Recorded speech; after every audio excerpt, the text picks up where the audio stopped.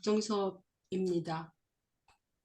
좀 양해 말씀드릴 것은 제가 한 2달여 지금 기침을 하고 있는데 지금 끝물이에요. 그런데도 조금 불편하거든요. 중간에 좀 크크거릴 때가 있을 것 같은데 좀 양해 부탁드립니다. 이스라엘과 아람 사이에 전쟁이 여러 차례 있었습니다. 아람은 이미 북이스라엘을 공격하여 북부 영토를 장악한 바 있는데 이번엔 아람 왕 베나닷이 동맹군까지 이끌고 와서 수도 사마리아를 압박합니다. 아예 이스라엘을 속국으로 삼겠다며 북이스라엘 아합 왕에게 항복을 요구합니다. 아합이 거부 의사를 밝히니 베나닷은 아벡으로 싸우러 올라갔습니다. 이스라엘 자손은 두 무리의 적은 염소떼와 같고 아람 사람은 그 땅에 가득하였다고 표현했듯이 이스라엘이 절대적으로 적은 숫자였습니다. 그러나 이스라엘 왕은 하나님의 말씀을 따라 용기를 내어 전쟁에 나섰고 하나님의 초자연적인 개입으로 이스라엘이 승리를 합니다.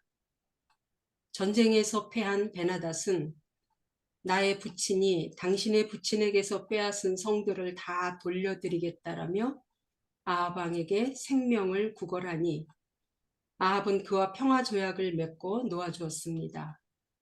하나님께 묻지 않고 이방 나라와 조약을 맺은 것입니다. 그 후 아람과 이스라엘 사이에 전쟁 없이 3년을 지냈습니다. 아람이 3년이 지나도록 조약 맺은 곳 중 길르앗 라못을 돌려주지 않았나 봅니다. 이스라엘 왕은 길르앗 라못을 아람에게서 되찾겠다고 계획을 합니다.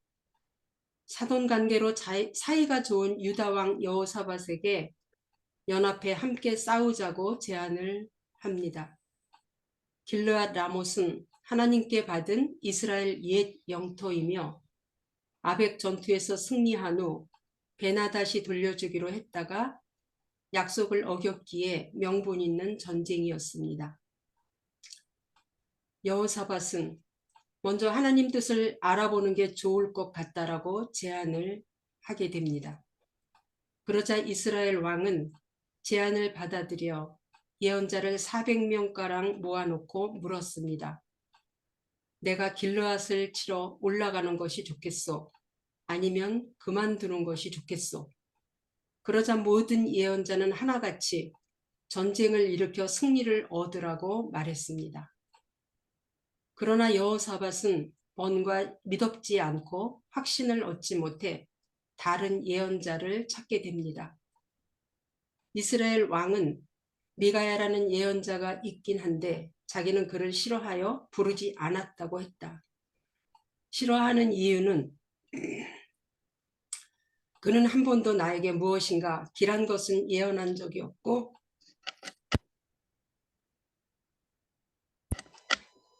언제나 흉한 것만 예언하곤 하기 때문이라고 했습니다.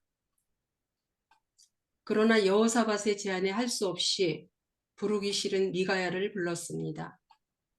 미가야는 왕들 앞에서 400명의 예언자와 다른 예언을 했습니다. 전쟁에서 왕이 죽고 백성은 도망하여 뿔뿔이 흩어지리라고 예언하고 주님께서 거짓말하는 영을 예언자들의 입에 들어가게 하셨으니 이미 재앙을 선언한 것이라고 했습니다. 하나님은 아합의 전쟁 계획을 그에 대한 심판의 기회로 삼으셨습니다.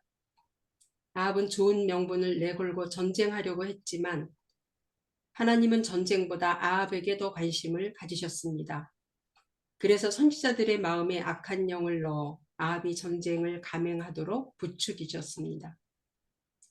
미가야의 예언에도 불구하고 아합은 결국 전쟁을 일으켰습니다. 어리석은 욕망이 그를 계속 부추겼을 것입니다.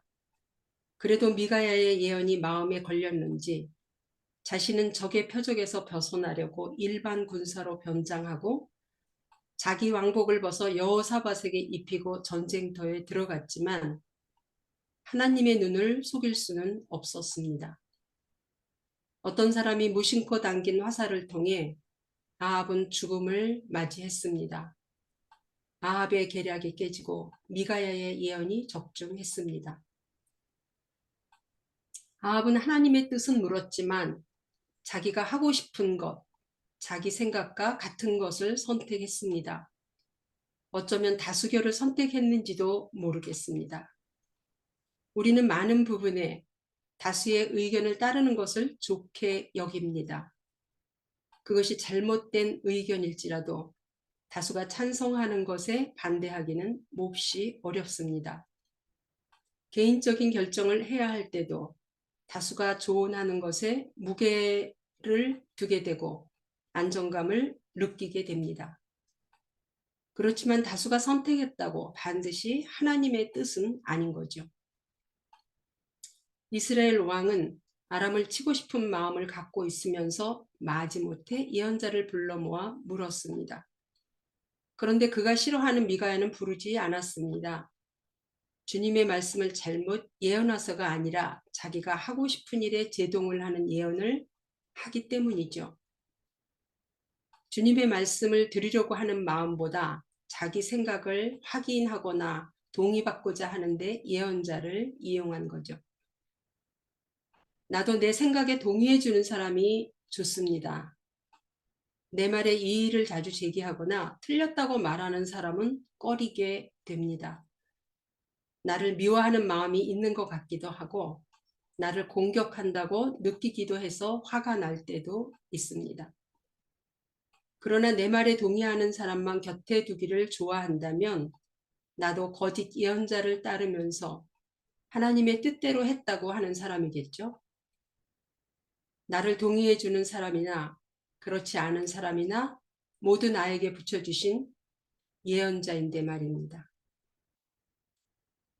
하나님의 뜻을 바로 알기 원할 때 말씀을 물어야 하는 것뿐 아니라 말씀을 분별하는 것도 필요합니다. 하나님의 말씀은 하나님과 관계에서 분별되죠.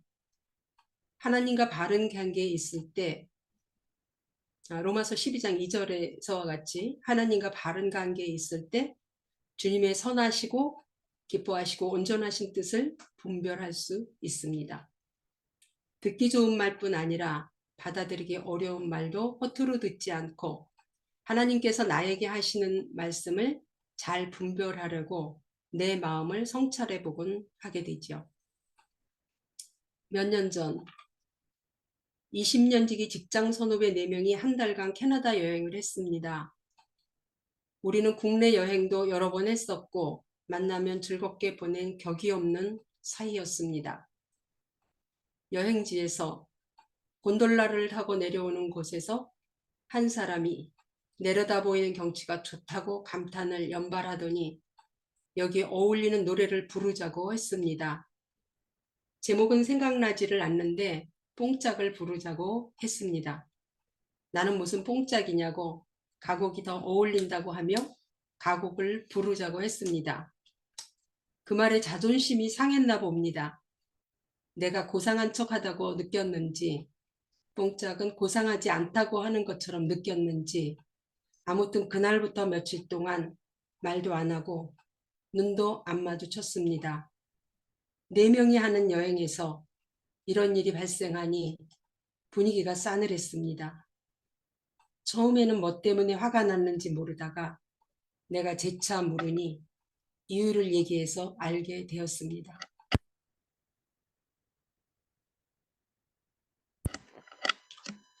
화가 난 원인을 듣고 보니 오히려 내가 화가 났습니다. 그 말이 그렇게 서운했던가, 며칠씩 말을 안 할 일인가, 여행 분위기를 망칠 만큼 큰 일인가, 교육하면 그를 다시는 만나지 말아야겠다고 생각했죠. 격이 없이 지낸 오랜 사이고 서로를 충분히 겪어본 사이에 그렇게 받아들였다는 게 이해가 가지 않았고 여행 기간 내내 몹시 서운했습니다. 여행을 마치고 귀국해서도 그 생각이 꼬리를 물었습니다. 그럴 수가 있나? 그의 마음을 이해해 보려고 며칠을 고민한 끝에 내가 무시할 생각으로 한 말은 아니지만 상대가 그렇게 받아들였다면 내가 조심해야 할 일이라는 생각이 들었습니다. 사람은 큰 일에 화가 나기보다 작은 일에 자기를 무시한다고 생각하면 화가 나는 게 대부분입니다. 나의 말투가 상대방의 생각을 고려하지 않고 친하다고 느끼는 대로 말할 때가 가끔 있었음을 알았습니다. 여기서 그 한 사람은 내가 듣기 싫어하는 말을 한 미가야 예언자였습니다. 나를 성찰하게 만든 좋은 예언자인 걸 깨달았습니다. 본받고 싶은 훌륭한 선배가 있었습니다. 맡은 일에 열과 성을 다하며 자신을 희생하는 모습이 영락없는 의인이었습니다. 그 입술엔 은혜, 사랑, 감사라는 말이 떠나지 않았고 다른 사람을 향한 칭찬과 격려를 달고 살았습니다. 믿음과 인격은 물론 일을 처리하는 지혜도 배우고 싶었습니다. 세월이 흘렀습니다. 선배가 만든 빛의 그늘이 눈에 들어왔습니다. 사안의 전후좌우를 살펴보면 분명 문제가 있는 일에도 평소처럼 칭찬만 하는 게 눈에 들어왔습니다. 그렇게 칭찬한 일이 잘못되어도 책임을 느끼지 않았습니다. 책임감 없이 남에게 듣기 좋은 말만 하는 사람으로 비쳤습니다. 400명의 거짓 예언자 생각이 났습니다. 선배를 본받고 싶은 사람에게서 떠나 보냈습니다. 좋은 말, 긍정적인 말을 하는 사람을 만나면 훌륭한 사람이라고 생각했습니다. 주위의 다른 사람들에게 칭찬만 하고 누구를 지칭해도 그는 좋은 사람이라고만 말하는 사람을 보면 인격이 훌륭해 보였습니다. 나는 다른 사람의 단점이 더 많이 보이는 사람이라 내가 없는 걸 갖고 있어서 본받고 싶어서였는지 모르겠습니다. 우리 사회는 긍정적인 말을 하는 것을 좋다고 생각하는 사람이 많습니다. 물론 긍정적으로 살면 힘이 나고 유익한 것이 많지만 긍정으로 마취해서는 안 될 것입니다. 듣기 좋은 이야기를 해주느냐, 듣기 싫은 이야기를 해주느냐가 중요한 게 아니라 하나님의 뜻에 부합하는지가 중요하죠. 구약에는 하나님의 뜻을 전하는 예언자가 많이 나옵니다. 구약의 17개 예언서에는 주로 경고와 심판의 묵시로 되어 있습니다.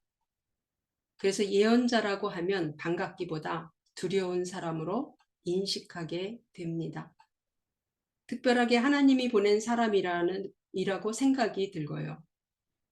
오늘 본문에 400여 명의 예언자가 나오는 부분을 보면서 특별한 소수의 사람만이 예언자가 아니라 주변에 많은 예언자가 있다는 생각이 들었습니다. 지금 시대의 예언자는 성경에 통달한 사람이나 예언 은사 받은 사람 혹은 어떤 특정한 사람만이 예언자가 아닙니다. 오늘 내가 만났던 사람, 나에게 조언을 한 사람, 나와 논쟁을 한 사람, 시시때때로 꼬투리를 잡는 사람, 나와 생각이 달라 그의 말이 거슬렸던 사람, 직접 만나지는 않았지만 내가 영향받은 사람들이 모두 나의 예언자라고 생각을 합니다. 예언자의 말을 귀 기울여 듣듯이 이런 사람들의 말도 소홀히 듣지 말아야 할 것입니다.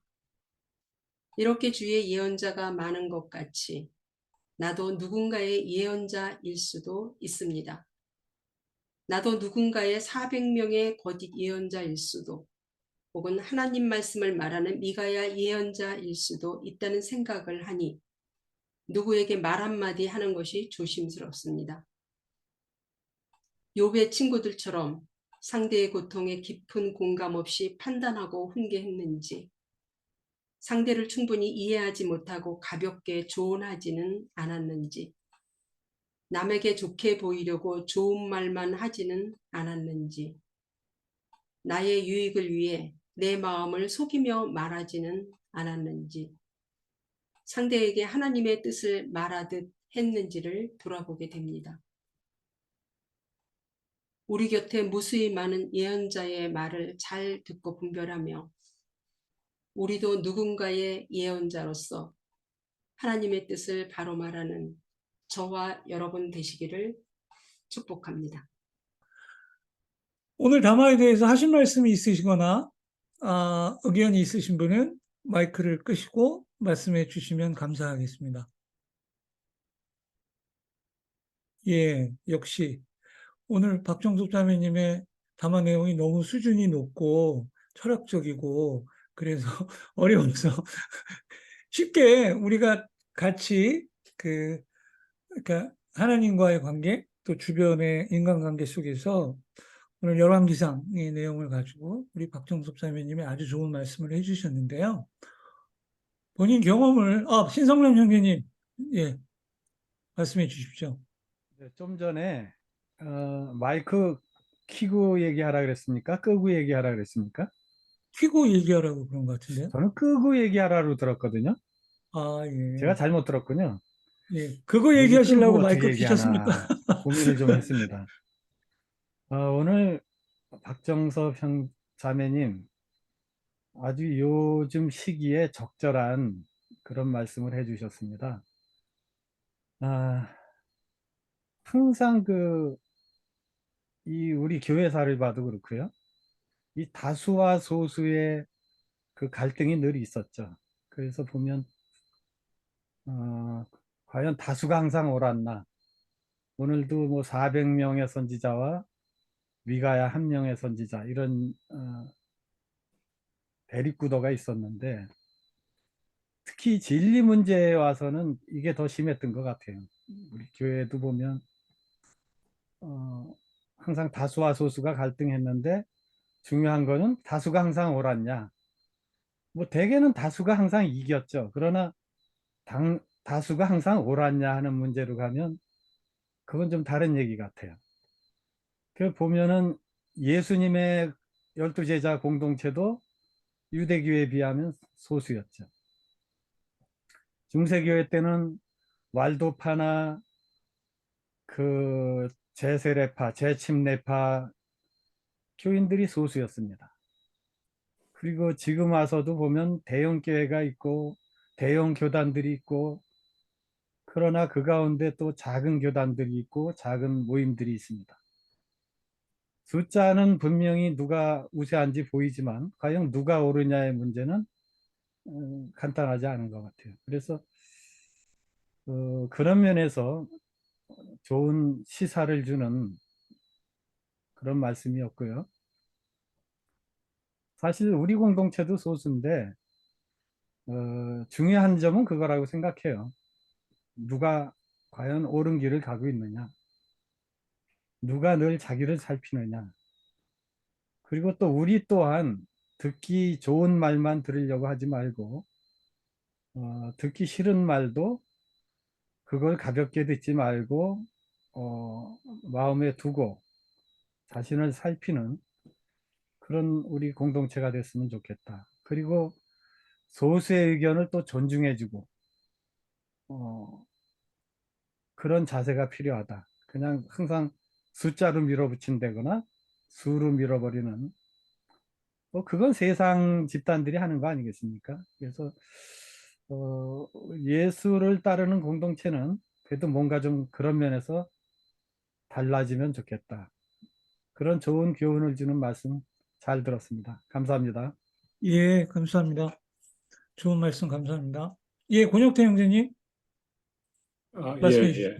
지금 먼저 다른 이야기부터 하나 좀 드리란 박정섭 자매님 그 목이 아프다고 그러셨잖아요. 내가 전번 주, 그전번 주에부터 이 말씀을 드리려고 그랬는데 저는 이게 기록해서 뭐 작성하고 안 해가지고 또 이렇게 잊어버리면 또 못하고 이러는데 그 목 아픈데 그 특효약을 제가 압니다. 뭐가 제일 특효약이냐면요. 한국에서는 모과라 그래요. 모과. 이 스페인어로는 멤브리조라고 합니다. 그 모과 그를 가지고 소주를 넣어 가지고 술을 담아가 모과주를 만든 게 있어요.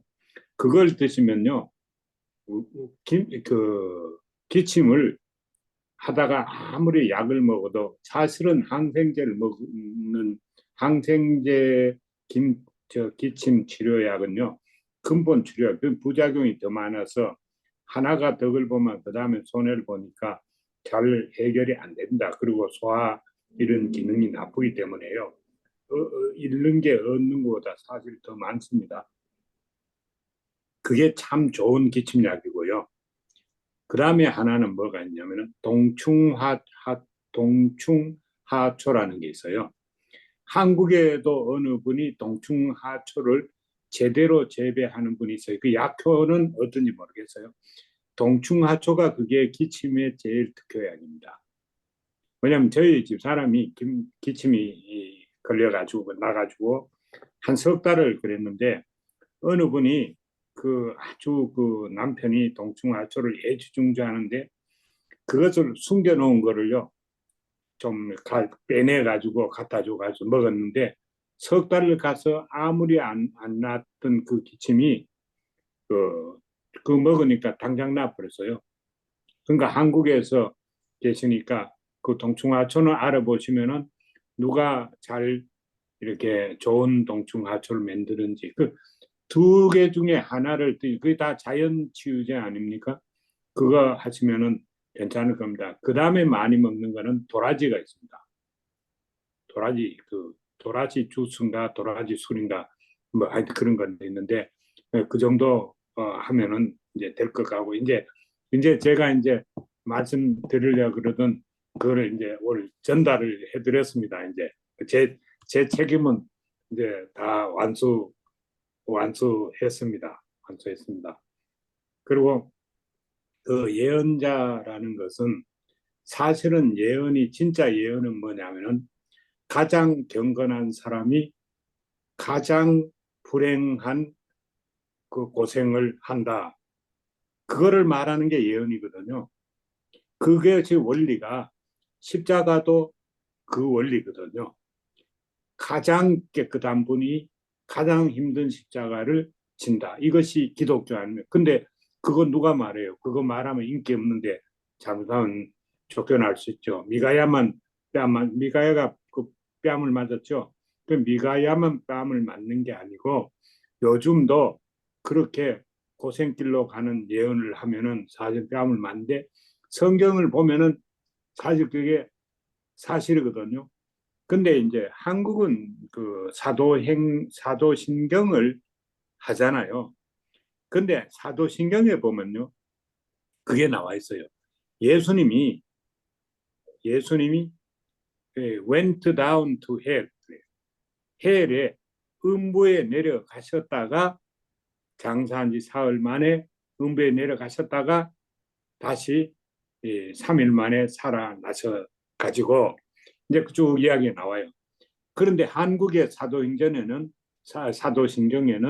그것이 번역이 그 부분이 빠져 있습니다.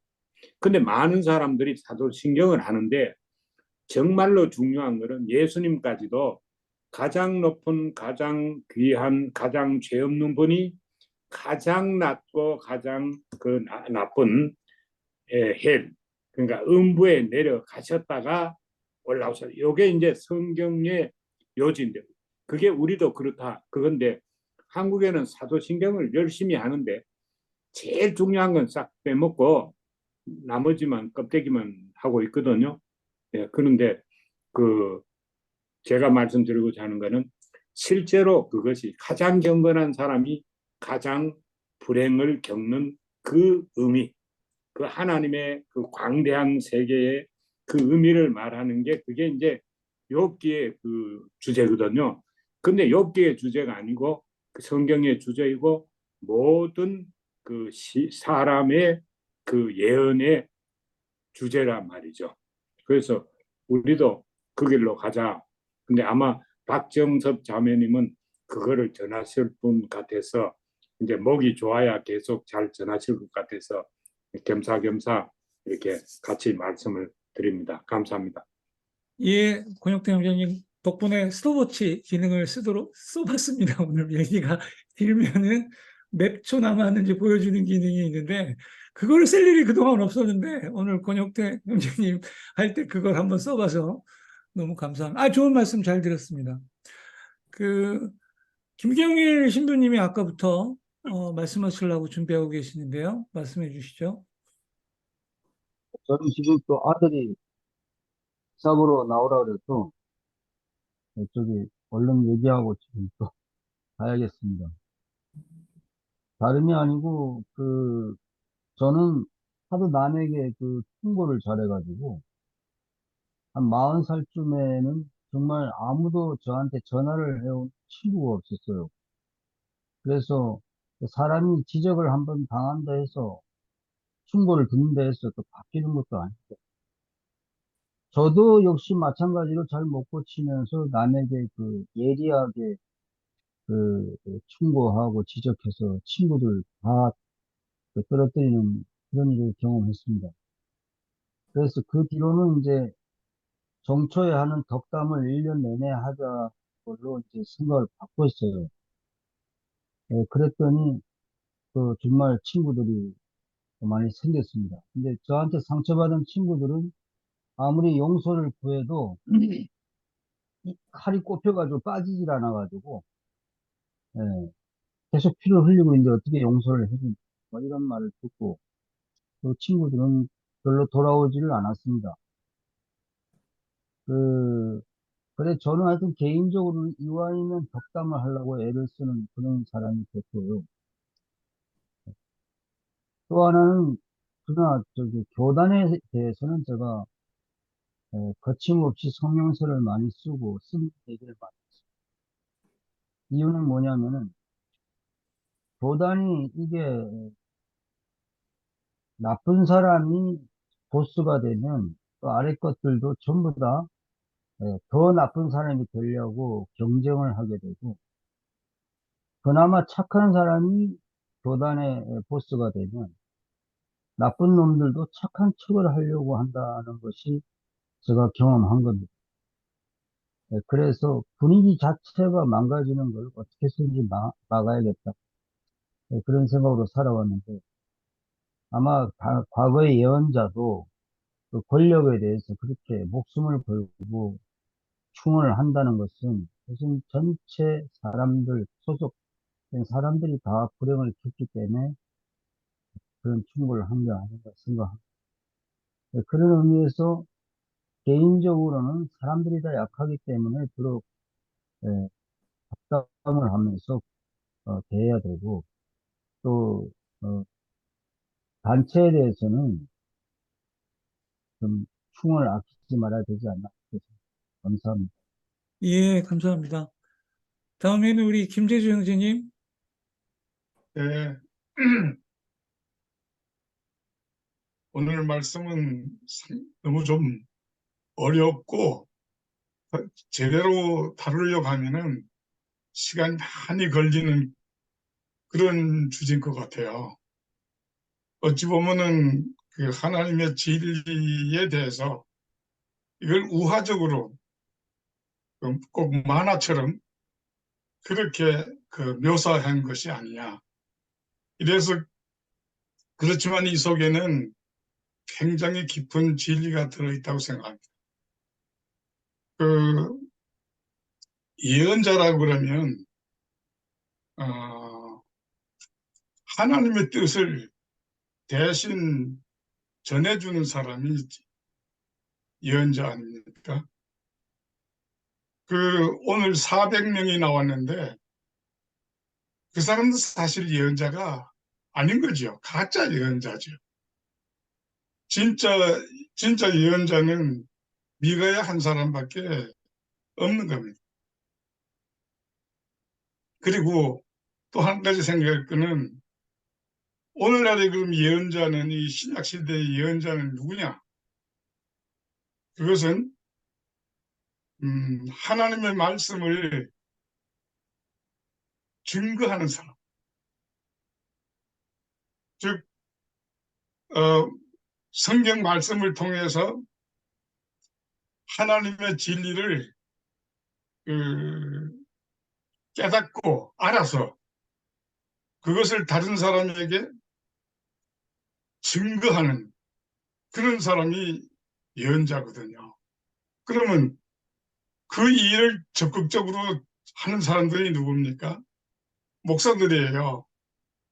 그 목사들이 정말 하나님의 그 뜻을 어김없이 전해야 예언자지.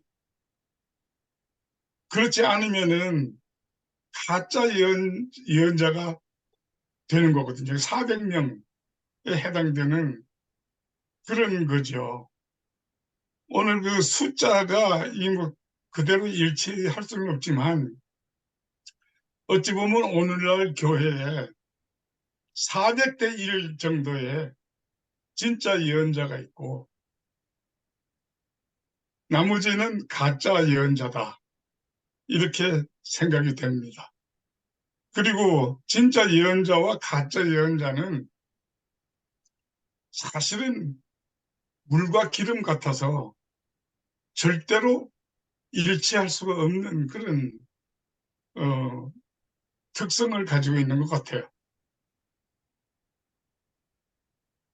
그러나 중요한 것은 그 예언자는 그 세상의 어떤 지혜나 어떤 그 사상이나 이거 여기에 귀 기울이는 것이 아니고 정말로 하나님의 뜻이 어디 있나, 무엇인가 이걸 알려고 하는 사람이 참 예언자라고 생각합니다.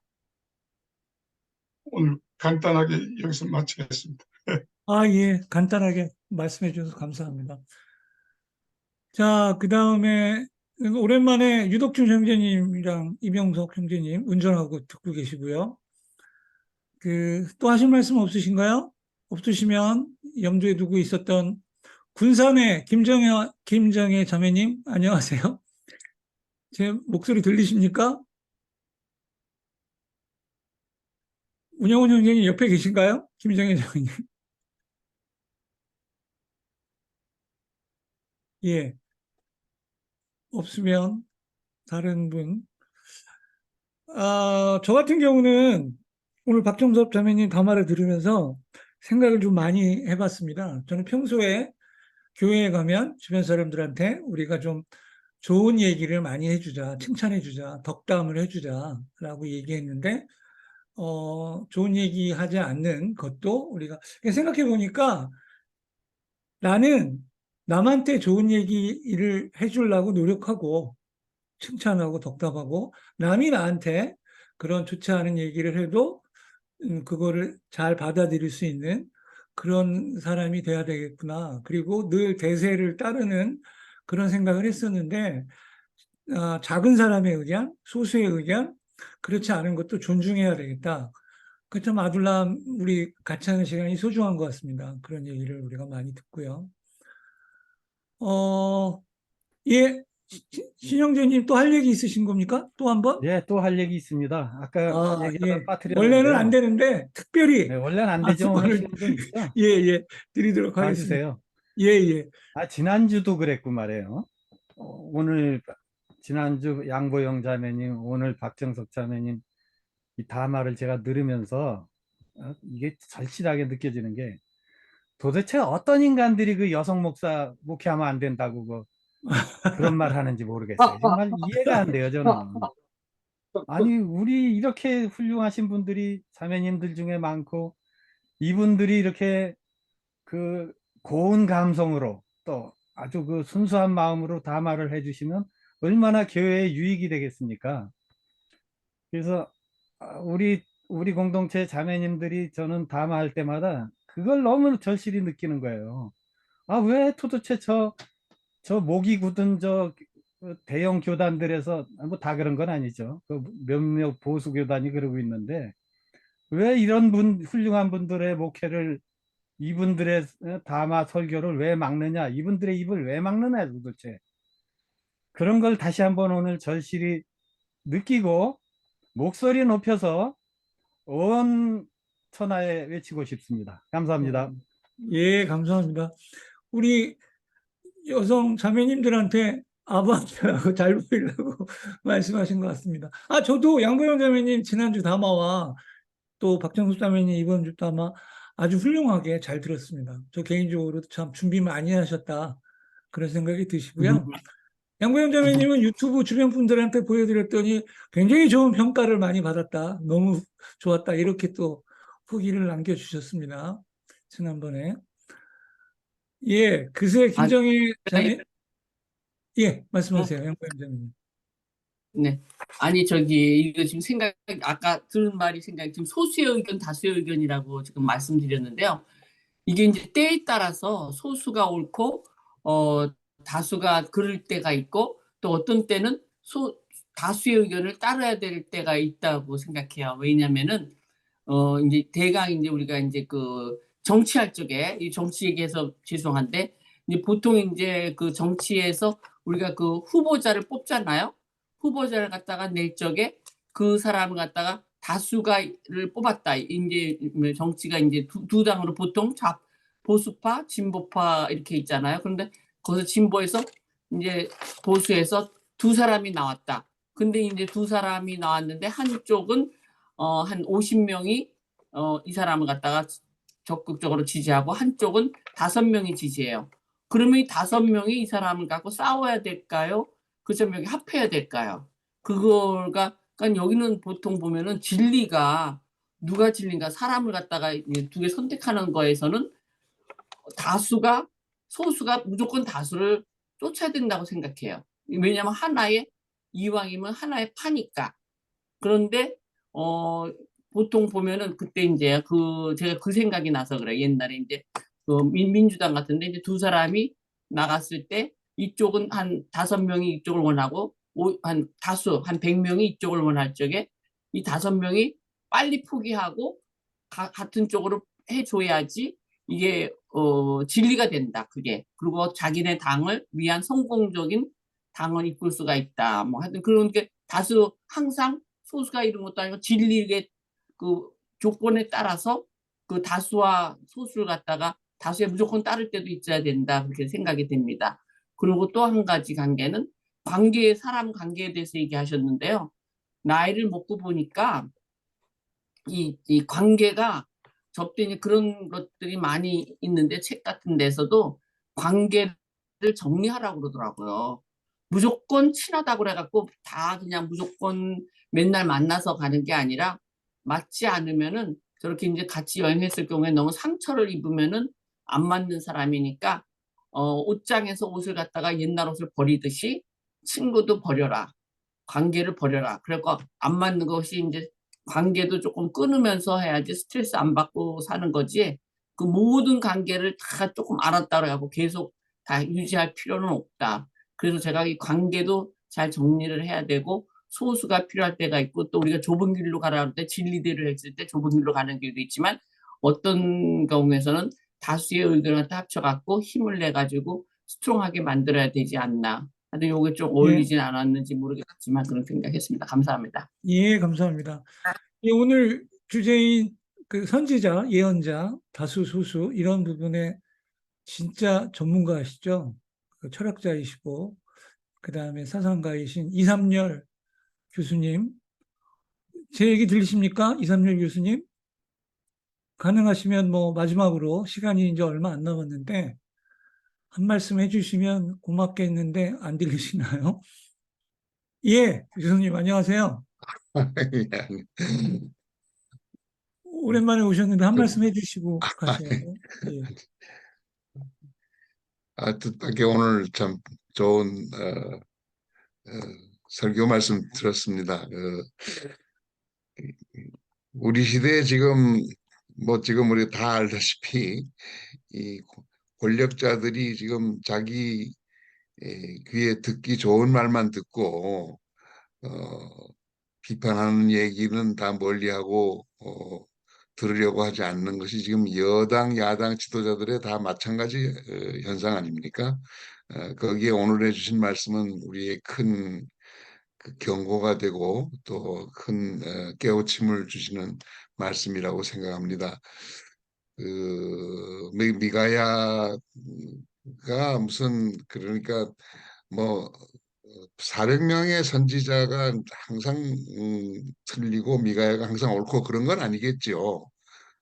그런데 이 열왕기상의 말씀에 보면 이 아합 왕이 자기에겐 별로 좋은 말을 하지 않는다는 그 미가야 선지자의 그 얘기를 들을 때 이 왕에게 좀 걸림돌이 되고 비판적인 좀 듣기 싫은 얘기를 하는 사람이 분명히 이제 미가야고 다른 선지자들은 계속 좋은 말만 하는 그런 것이었는데 그러니까 뭐 항상 비판적인 얘기만 하는 것이 또 다 옳다고 볼 수는 없겠지만은 이 경우에서 보면은 그 왕이 싫어하고 듣기 싫어하지만 이건 하나님의 음성이고 하나님께서 나에게 주신 말씀이다 하는 것을 과감하게 할 때 그것이 정말 참 선지자의 길인 것 같습니다. 그래서 이 시대에 우리 참 많은 선지자들이 있는데 많은 목사님들이 계신데 정말 이렇게 왕이 들어서 깨우침을 받을 수 있는 그런 비판적인 말씀을 전할 수 있는 선지자들이 몇 분이나 될까 하는 것을 생각하면서 우리 그리스도인들이 좀 여러 가지로 깨우치고 반성해야 되지 않을까 생각합니다. 예, 감사합니다. 이삼육 교수님. 오늘 좋은 말씀. 그 말씀을 들으니까 괜히 리 이런 생각이 드네요. 최근에. 그 다음에 이번 주부터 오늘 1부 예배는 여기서 마치고요. 이번 주부터 우리 박선배 형제님이 운영위원장을 수행하시는데 오늘 아둘람 홍보 내용 준비하셨습니까? 예, 그러면 1부는 예. 여기서 마치고 우리 운영위원장님의 공동체 소식을 들어보도록 하겠습니다. 제가 기도하겠습니다. 마무리를 해야지, 죄송합니다. 마무리를. 또 실수했습니다. 야. 오늘이 마지막이니까 이제 다음 주부터는 제가 실수 안 할 것 같습니다. 또 실수했습니다. 예, 마무리해 주시고 기도의 축도기도 부탁드리겠습니다. 예, 늘 담화를 준비할 때마다 죄송하다는 생각이 들어요. 다른 사람들의 시간을 그냥 뺏는 건 아닌가. 오늘도 하루 넘어갔습니다. 그런데 좋은 말씀 해주셔서 저도 좀 많은 도움이 되었습니다. 기도하겠습니다.